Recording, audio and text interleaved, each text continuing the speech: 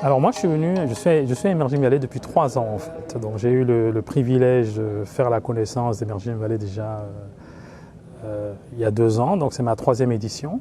Je pense que c'est un rendez-vous très important. On rencontre des acteurs qui en fait, à mon sens, je ne rencontre pas dans mon écosystème habituel.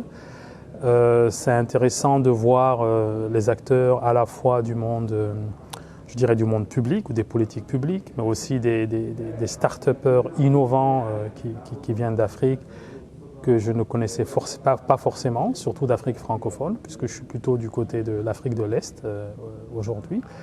Et c'est également un endroit où je pense on peut discuter de grands enjeux qui sont à la fois en termes de politique, mais également en termes de financement, en termes de partenariats à mettre en place dans le domaine du développement des écosystèmes d'innovation entre l'Afrique et l'Europe.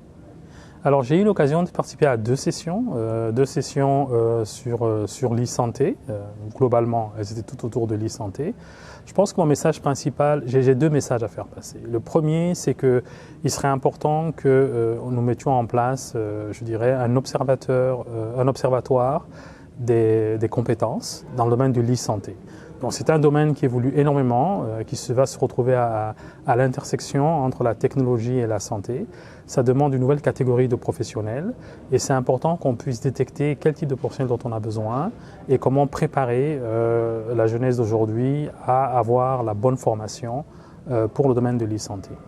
Le deuxième message que j'ai envie de faire passer, c'est que le partenariat Europe-Afrique dont on parle souvent, on parle de repenser ce partenariat Europe-Afrique.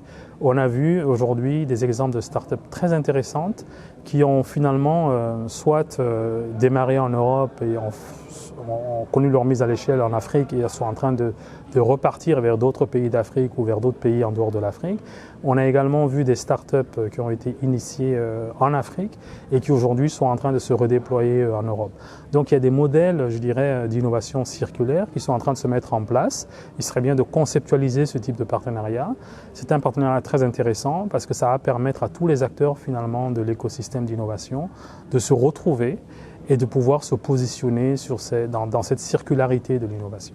Emerging Valley, pour moi, en 3 mots, c'est partenariat, partenariat et partenariat. Selon moi, quelle est la priorité pour la future relation Europe-Afrique? Je crois qu'il faut vraiment passer de la volonté à l'action. C'est le premier message que j'ai envie de passer.